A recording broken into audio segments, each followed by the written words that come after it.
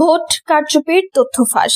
রিমান্ডে গরম ডিম থেরাপি খেয়ে কেঁদে কেঁদে নিজ মুখে একই ফাঁস করলেন ইসি সচিব। ত্রয়োদশ জাতীয় সংসদ নির্বাচনের মাত্র 5 দিন পর এক অভূতপূর্ব ঘটনায় দেশজুড়ে তোলপাড় সৃষ্টি হয়েছে।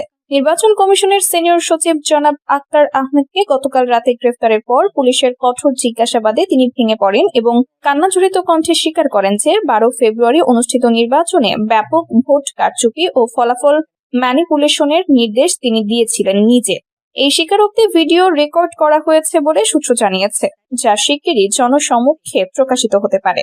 জানা গেছে, গাজীপুরের একটি গোপন সূত্র থেকে পাওয়া তথ্যের ভিত্তিতে র্যাব ও পুলিশ যৌথ অভিযানে আক্তার আহমেদকে আগারগাঁওয়ের নির্বাচন ভবন সংলগ্ন তার বাসা থেকে গ্রেফতার করে। প্রাথমিক জিজ্ঞাসাবাদে তিনি নির্বাচনের দিন রাত 2টা থেকে ভোর 5টা পর্যন্ত চলা গোপন অপারেশনের বিস্তারিত বর্ণনা দেন। সূত্রমতে তিনি কেঁদে কেঁদে বলেন, আমাকে বাধ্য করা হয়েছিল, আমি চাইনি এভাবে দেশের ভোটাধিকার ছিনিয়ে নিতে, কিন্তু ওপরের নির্দেশ ছিল অটল। আক্তার আহমেদের স্বীকারোক্তির মূল অংশগুলো নিম্নরূপ: প্রি পোল ম্যানিপুলেশন, নির্বাচনের আগের রাতে 42,651টি কেন্দ্রের মধ্যে অন্তত 18,000 কেন্দ্রে ব্যালট পেপার প্রাক সিল করে রাখা হয়।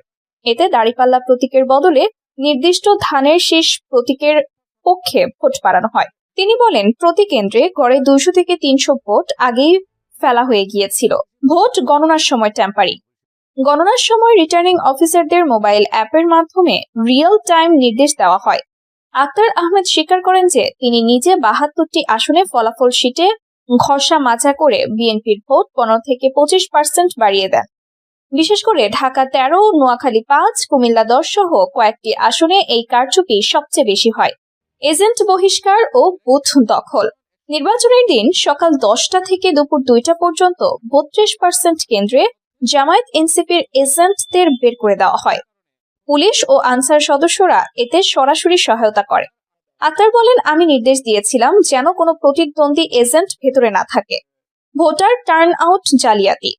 ইসি আনুষ্ঠানিকভাবে 59.44% ভোটার উপস্থিতি দেখালেও আসল উপস্থিতি ছিল 38 থেকে 42%। বাকি ভোট জাল করে দেখানো হয়। গণভোটের হ্যাঁ ভোটও একইভাবে বাড়ানো হয়েছে বলে তিনি দাবি করেন। উপরের নির্দেশদাতা। সবচেয়ে চাঞ্চল্যকর তথ্য, আক্তার আহমেদ কেঁদে বলেন যে একজন প্রভাবশালী রাজনৈতিক নেতা সরাসরি ফোন করে নির্দেশ দিয়েছিলেন। তিনি বলেন, আমি জানি আমার জীবন শেষ, কিন্তু সত্য বলতে হবে, দেশের মানুষের ভোটের অধিকার ফিরিয়ে দিতে হবে। এই স্বীকারোক্তির পর দেশ জুড়ে প্রতিক্রিয়া তীব্র হয়েছে। বিএনপি নেতৃত্বাধীন সরকারের পক্ষ থেকে এখনো কোনো মন্তব্য আসেনি।